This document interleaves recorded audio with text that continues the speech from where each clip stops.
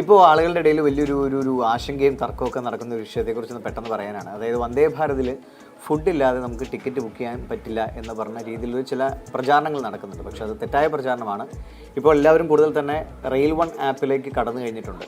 ഈ കഴിഞ്ഞ കുറച്ച് നാളുകൾക്ക് മുൻപ് ലോഞ്ച് ചെയ്യപ്പെട്ട ആപ്പാണ്. ഏറ്റവും നൂതനമായ നിലയിൽ നമുക്ക് ടിക്കറ്റ് ബുക്ക് ചെയ്യാൻ, റെയിൽവേ ടൈം കൃത്യമായിട്ട് അറിയാൻ, കോച്ചുകളുടെ പൊസിഷൻ അറിയാനൊക്കെ ഉപയോഗിക്കാവുന്നതാണ്. അപ്പോൾ റെയിൽ വൺ ആപ്പിലൂടെ നിങ്ങൾക്ക് കൃത്യമായി ഭക്ഷണം വേണ്ട എന്നുണ്ടെങ്കിൽ ഭക്ഷണമില്ലാതെ തന്നെ വന്ദേ ഭാരത് ടിക്കറ്റ് ബുക്ക് ചെയ്യാം.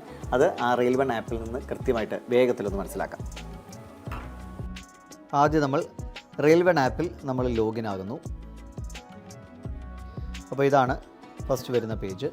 അതിൽ യു എന്ന ഓപ്ഷനിൽ ഞെക്കുക.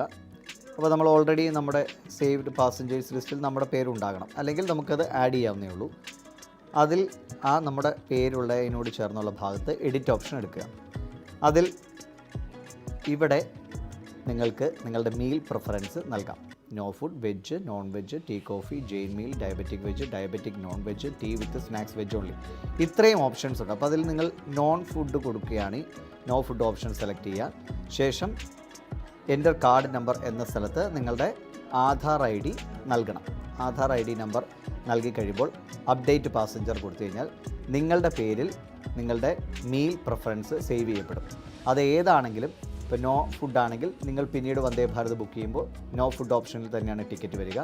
പകരം നിങ്ങൾ വെജോ നോൺ വെജോ കൊടുത്തിട്ടുണ്ടെങ്കിൽ അത് സഹിതമാണ് ടിക്കറ്റ് വരിക. അപ്പോൾ ആളുകളുടെ ഒരു കൺഫ്യൂഷൻ, ഇങ്ങനെ ഒരു ഓപ്ഷനിൽ പോയിട്ട് ഇത് ചെയ്യാൻ പറ്റുന്ന ആളുകൾ ശ്രദ്ധയിൽ വരാത്തത് കൊണ്ടാണ് ഇങ്ങനെ ഒരു കൺഫ്യൂഷൻ ഉണ്ടായത്. അപ്പോൾ റെയിൽ വൺ ആപ്പിൽ വളരെ സിമ്പിളായിട്ട് നിങ്ങൾക്കിത് ചെയ്യാവുന്നതേ ഉള്ളൂ. അപ്പം നിങ്ങൾക്ക് സാധാരണ രീതിയിൽ നിങ്ങൾ ടിക്കറ്റുകൾ ബുക്ക് ചെയ്യാറുള്ള ആളുകളുടെ ലിസ്റ്റ് ഇതിൽ ആഡ് ചെയ്യപ്പെട്ട് അവരുടെ ആധാർ നമ്പറൊക്കെ സഹിതം ആഡ് ചെയ്തിട്ട് കഴിഞ്ഞാൽ അത് നമുക്ക് എളുപ്പത്തിൽ നമുക്ക് ടിക്കറ്റ് ബുക്ക് ചെയ്യാവുന്നതാണ്.